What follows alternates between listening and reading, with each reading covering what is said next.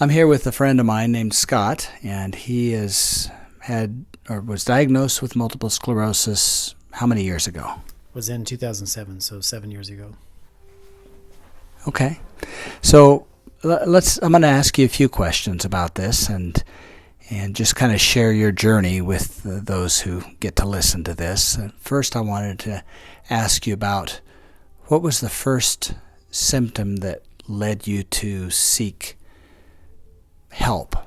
You knew something was wrong and you wanted to find out what it was. Well, the first thing was my lips and my face got a little bit numb, and I was very active and played basketball 3 times a week, and I had been hit in the face with an elbow, and I thought, oh, there's some like nerve inflammation or something. That's why my face is numb. But it started right in my lips and then kind of moved up onto my cheek, and I mentioned it to my wife, and she was concerned, but I didn't do anything about it. And about a week later, my leg got kind of numb too, and I really didn't want to concern her, but she, because of my face being kind of numb, she convinced me to go to the doctor, and the doctor ordered an MRI. When I went into the doctor, it was really interesting because I had no clue that multiple sclerosis was even a possibility, but I think because of the higher numbers of multiple sclerosis in this area, the doctor knew all along. That's kind of what he was looking for after I began to describe the symptoms of my face being numb. And at the end of the appointment, he didn't say to me, oh, I think you have multiple sclerosis. He said, objectively, there's nothing wrong with you. You passed all the tests, all of the, here's a sharp object and a dull object, and I'm going to touch your face, and you tell me if you feel it sharp or dull, and everything seems fine. He said, so objectively, there's nothing wrong. However, if you feel that there's something, then we ought to do some more tests, and we'll send you in to do an MRI. I had excellent insurance, and it wasn't going to be an expense for me to do an MRI. So I went in to do the MRI, and then we went on a two-week vacation. And during that vacation, my face numbness subsided. There just wasn't any more face numbness, but the numbness in my leg increased a lot, and so much that at the end of the vacation, we were on a kind of a long flight. It got worse and worse and worse, and so when I got off the flight, not only was my leg numb, but I had trouble walking, and I tried to hide it from my wife, but she could tell something was wrong. And so we went back to the doctor. When we went in, he had the results from the MRI, and I came in with a cane, and he had no idea that my leg was numb before the vacation. And so when I came back in, he said, what's going on? And I explained what had happened. And at that point, he shared with us the results of the MRI, and he said, it looks like a really classic case of multiple sclerosis, of MS. And so it was, of course, was really scary. And we then explained how my face was no longer an issue, but it was my legs and my feet. And he got really concerned. At that point, he sent me to get another MRI, and he was able to kind of bump things around down at one of the hospitals for an immediate MRI rather than having to schedule it out, and did more than just my head, but did my head and my back. And the reading of that, he also got that hurried up, and the reading showed that there was additional damage more than just in my head, but also in my spine. And so the fact that it had manifested in two different places and something quite substantial in the spine made him and the neurologist think that it was some very aggressive form of MS.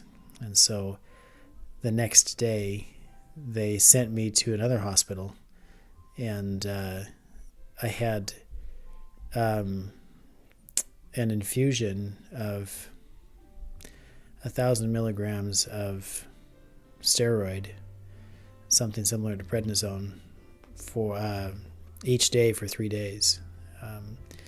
And that's kind of how things started.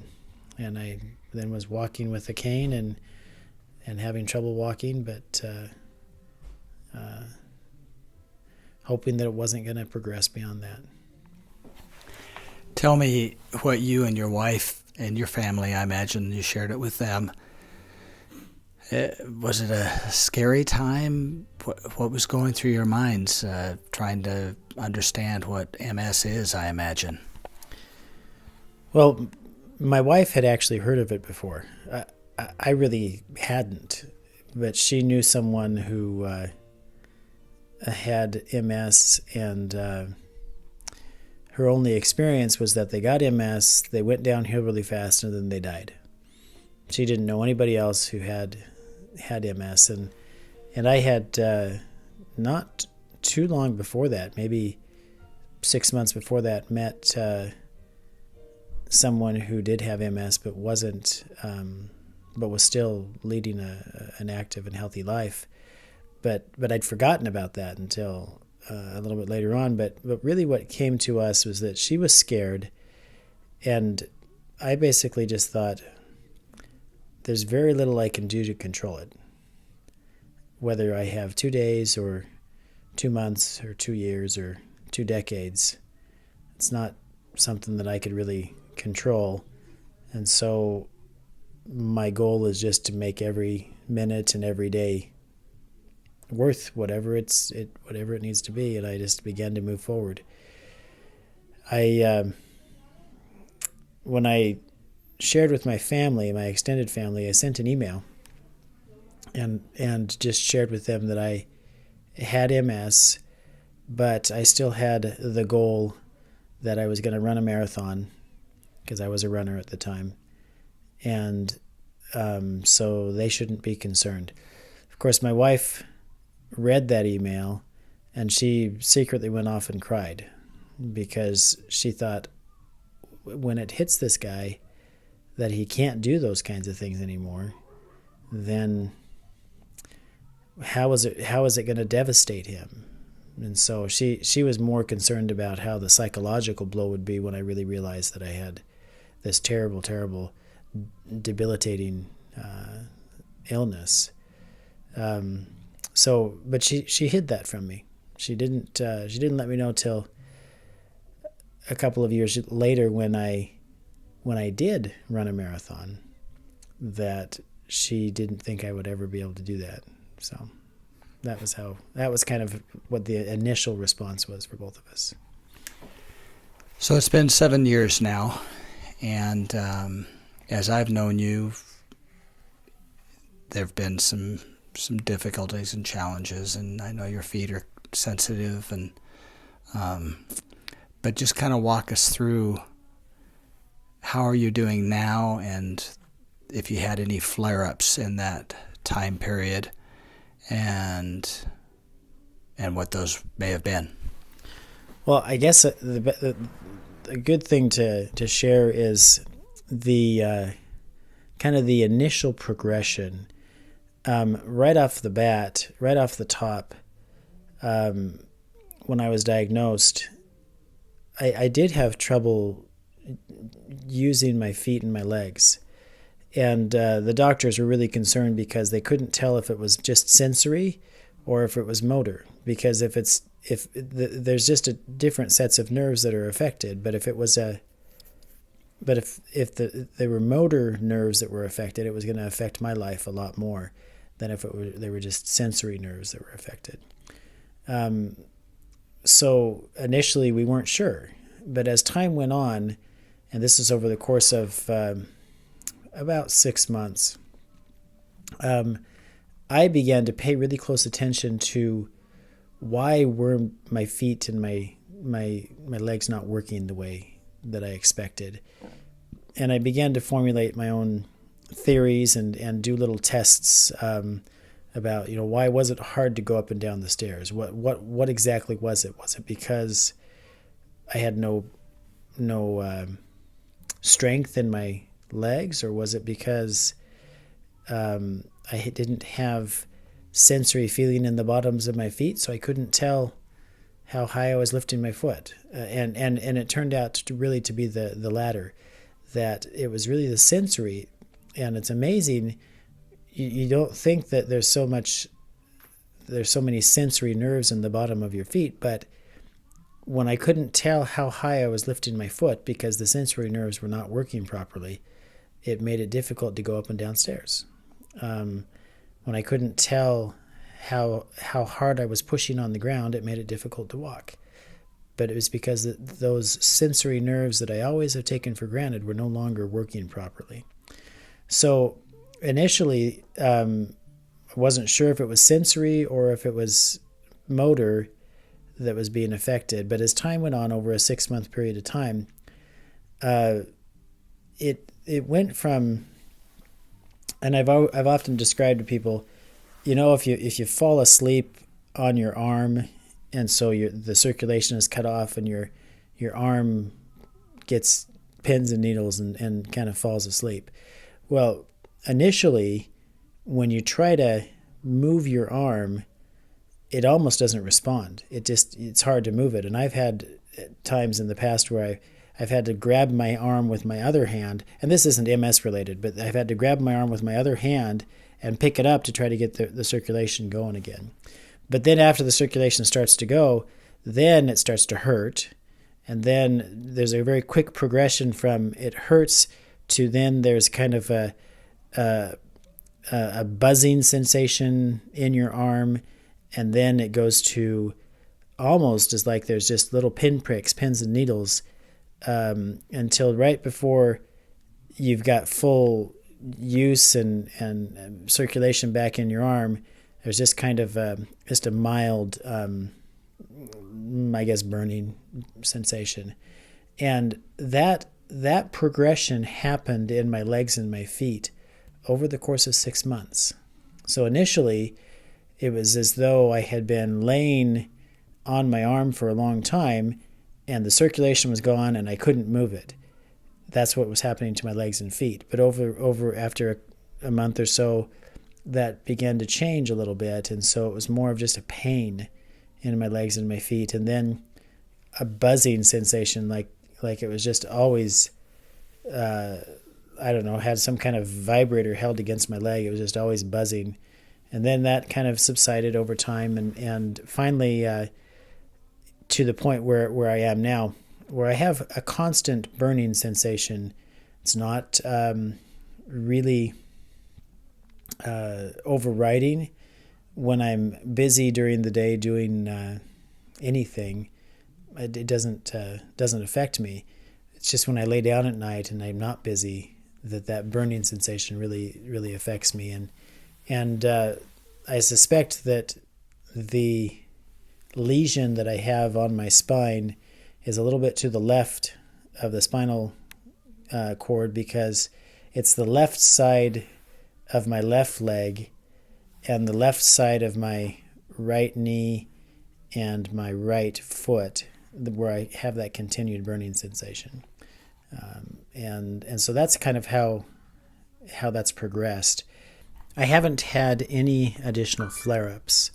The only damage that I am aware of from MS, it hasn't progressed anymore since I was initially diagnosed. When I went in to review the MRI with the neurologist, at that point they can often do a spinal tap and do additional testing to see, I guess, more definitively if someone has MS.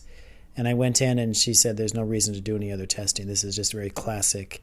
The pictures of your brain, there are 25 to 30 different areas of damage in your brain. You've never had any other issues before in your life, and I really hadn't until I had that first numbness in my face and then in my leg. But I haven't had, in the few MRIs I've had since then, I haven't had any additional damage. There have been a couple of times that I've felt like, oh, there's another area that's now feeling like it has some of the same similar sensations, and each time it's been something. One time in particular, I also have a little bit of sciatica because of a bad back, and so I know how that feels, but the pains that I had were different than the sciatica, so I thought it could be additional damage with MS, but there was nothing there. So since the initial diagnosis and the first time I met with the neurologist and the infusion of steroids in the beginning, I then began doing a daily injection of the drug called beta-seron, and not daily, it's every other day. Every other day I do an injection, and I've been doing that now for the seven and a half years. Beyond that, the other medication that I take gabapentin, which is kind of for the nerve pain, and I just take that at night to help dull the pain and help me to sleep. The other real issue that I've had is with sleeping, so with my neurologist, we've worked through a couple of different types of medications that might help me relax and be able to go to sleep more easily. And so right now I have a very mild muscle relaxant that I take every night to help me to go to sleep, because when my legs and feet are burning, and even though I take the gabapentin, sometimes it doesn't help me go to sleep. It does help me stay asleep. I do take 5,000 IU of vitamin D every day, also recommended by the neurologist.